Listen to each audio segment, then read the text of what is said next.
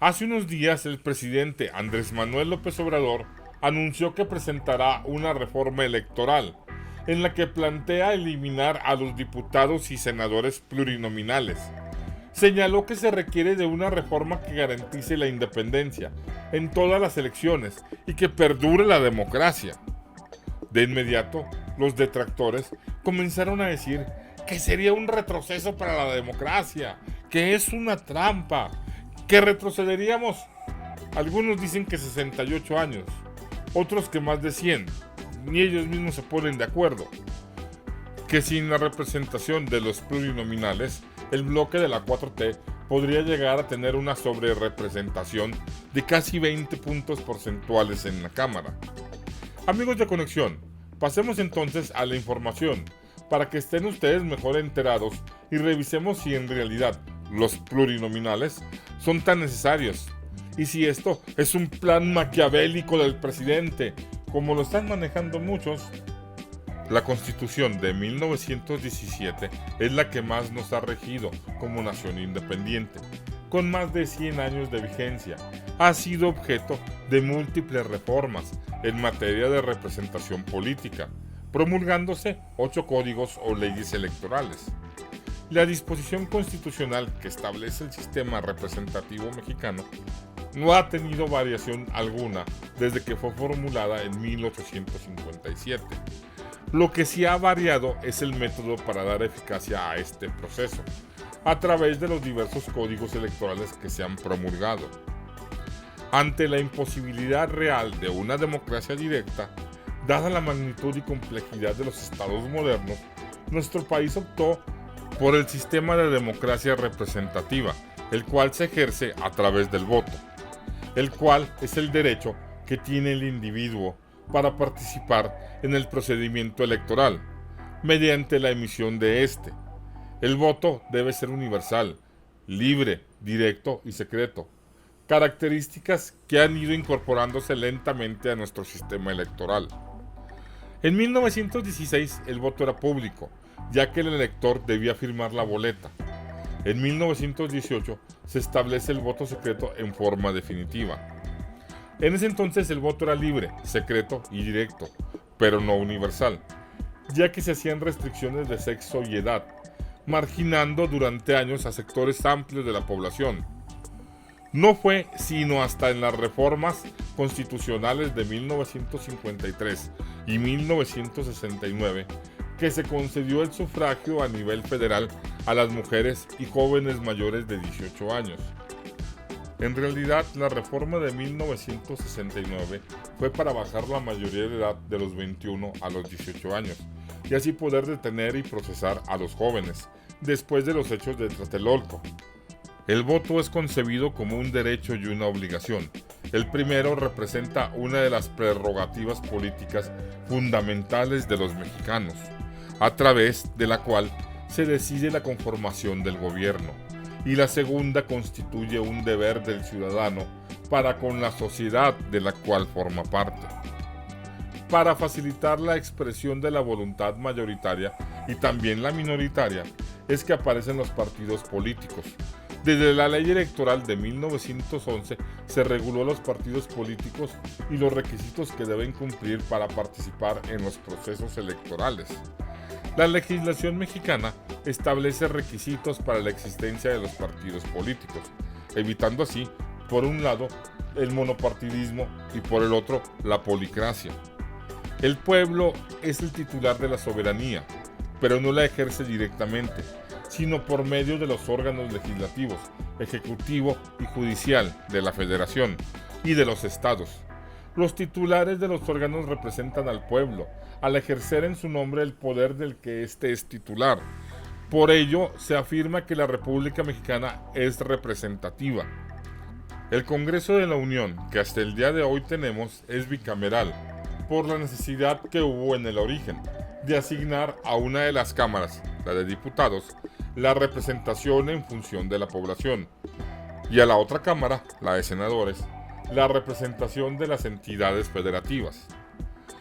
Es por eso que el número de diputados por cada entidad federativa varía, según el tamaño de la población representada, mientras que el número de senadores es igual por entidad federativa, independientemente de la magnitud de su población o del tamaño de su territorio. Conforme al artículo 51 constitucional, la Cámara de Diputados se compondrá de representantes de la nación. Deben actuar como representantes de todo el pueblo, y no solo de la parte que los eligió. No son representantes de intereses particulares, sino guardianes de los intereses supremos de la nación. Deben legislar para todo el país, mas no por eso alejarse de sus electores, realizando tareas para beneficio colectivo de los mismos. Entre los requisitos establecidos para ser diputado está el ser originario de la entidad federativa donde se haga la elección, o vecino de ella, con residencia efectiva de más de 6 meses anteriores al día que se celebren los comicios. La edad requerida es de 21 años cumplidos para el día de la elección. Los diputados no pueden ser reelectos de manera inmediata, ni como propietarios ni como suplentes, por lo que deben esperar 3 años para ser elegibles, por lo que muchos se la pasan brincando de una cámara a otra, en parte para no quedarse sin fuero y en parte para seguir viviendo del erario. Si los diputados suplentes no estuvieron en función como propietarios, entonces sí pueden ser diputados propietarios en el siguiente periodo. Debe haber un diputado por cada 250,000 habitantes, o fracción que exceda los 125,000. La Cámara está formada por 500 diputados, 300 corresponden al principio de mayoría relativa y 200 al de representación proporcional o plurinominales. Ambos tienen las mismas obligaciones y derechos, cuando menos en teoría así es. Los plurinominales se deben a la idea de que la representación nacional debe reflejar de manera exacta las distintas corrientes de opinión que existen en la sociedad. Este razonamiento se impuso desde el siglo pasado, pero claro que tiene sus desventajas, como la fragmentación legislativa, la desvinculación del electorado con los representantes, la pérdida de la expectativa de lo general por una exagerada particularización, la proliferación de coaliciones inestables y minorías que eventualmente conduzcan a una crisis o parálisis política. La Cámara de Senadores está compuesta por 128 integrantes, donde 64 son elegidos por mayoría relativa, 32 se eligen por el principio de primera minoría y los 32 restantes por el principio de representación proporcional. Si se eliminan los plurinominales, a la Cámara de Senadores no le afecta, debido al principio de primera minoría, ya que 64 son los que ganaron en las elecciones, y los siguientes 32, por lo general, son los que quedaron en segundo lugar. Así que la Cámara de Senadores mantiene su pluralidad. Los requisitos para ser senador son los mismos que para diputado, excepto la edad, que aquí debe ser de 25 años cumplidos para el día de la elección. La duración del periodo para el cargo de los senadores es de 6 años y no pueden reelegirse para el periodo inmediato. Con el anuncio de la presentación de esta reforma electoral, no se hicieron esperar las voces en contra, argumentando que la figura de los plurinominales es necesaria para que exista una pluralidad y diversidad en las cámaras, que le dan equilibrio a las cámaras, ya que con ellos se representa toda la diversidad de pensamientos e ideologías del país. Más aún, hay quienes argumentan que el desaparecer a la figura de los plurinominales le daría más poder y una sobrerepresentación al partido dominante.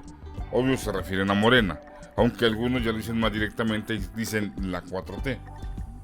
Pero en 1979, cuando arrancó la reforma que le dio la entrada a los plurinominales, de 400 escaños el PRI obtuvo 269, es decir, el 74%, la menor representación de diputados en toda su historia.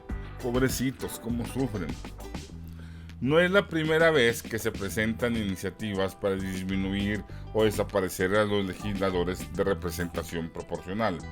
Ha habido intentos en los sexenios de Felipe Calderón y Enrique Peña Nieto, los cuales no llegaron a nada. Dicen que la figura de los pluris hacen que todos los votos cuenten, sobre todo por los partidos que obtuvieron votos, pero no los suficientes para ganar distritos. Y ponen como ejemplo a Movimiento Ciudadano, que en los pasados comicios ganó en 7 distritos, casi todos en Nuevo León, y que sin la figura de los pluris se quedaría solo con un 2.3% de los legisladores. Pero con la significación de los plurinominales ocupará el 4.6%, un total de 23 curules. Mi duda es, ¿por qué el darles, o más bien regalarles, algo que no se ganaron? La presidenta de la mesa directiva de la Cámara de Diputados, Dulce María Sauri Riancho, se manifestó en contra de la propuesta del presidente Andrés Manuel López Obrador. De hecho, Sauri Riancho se opuso de manera categórica a la intentona de Peña Nieto de eliminar la figura de los plurinominales y dice que una posible solución sería que en lugar de 300 solo hubiera 200 distritos, con lo cual se eliminarían 100 diputaciones de mayoría relativa y así no se tentaría contra la pluralidad y la diversidad. Ahora bien, si se dice que los plurinominales están para que los votos que se dieron a quienes no ganaron no se pierdan, la verdad es que la ciudadanía que votó por quienes no ganaron no votó por los plurinominales, ya que a estos no los elige el pueblo, sino los partidos. Entonces, los intereses e ideales de quién cuidan los pluris, los de la nación o los de su partido, ya que estos puestos muchas veces se dan como premio o se pone a quien sea incondicional del partido. Por ejemplo, Rubén Moreira, aparte de plurinominal, también va a ser el nuevo coordinador del PRI en la Cámara de Diputados, y pues ya sabemos lo que nos hizo en Coahuila.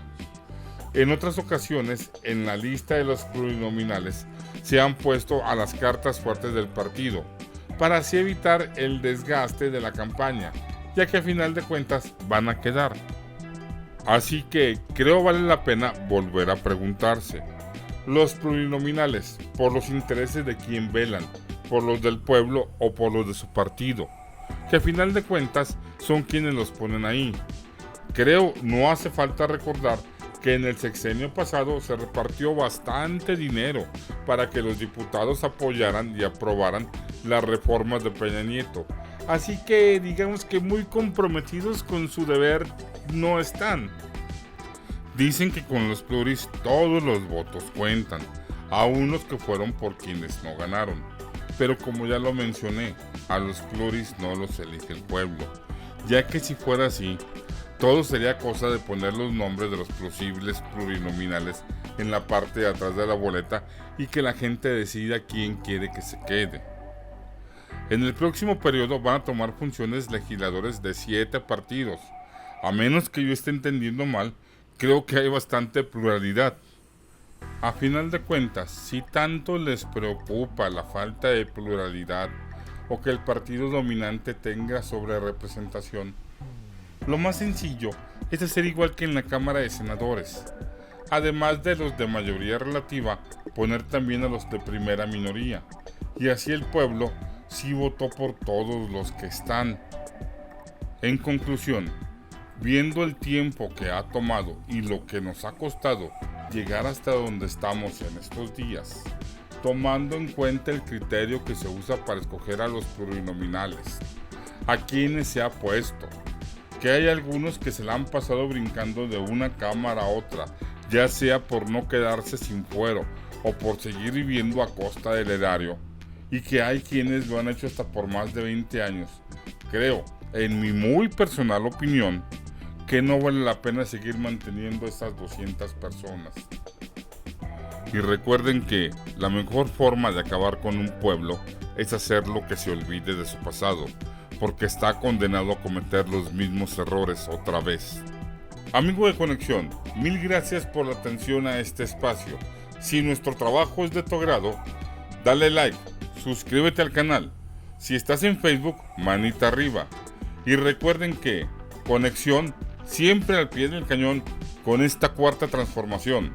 ¡Vámonos riendo, raza!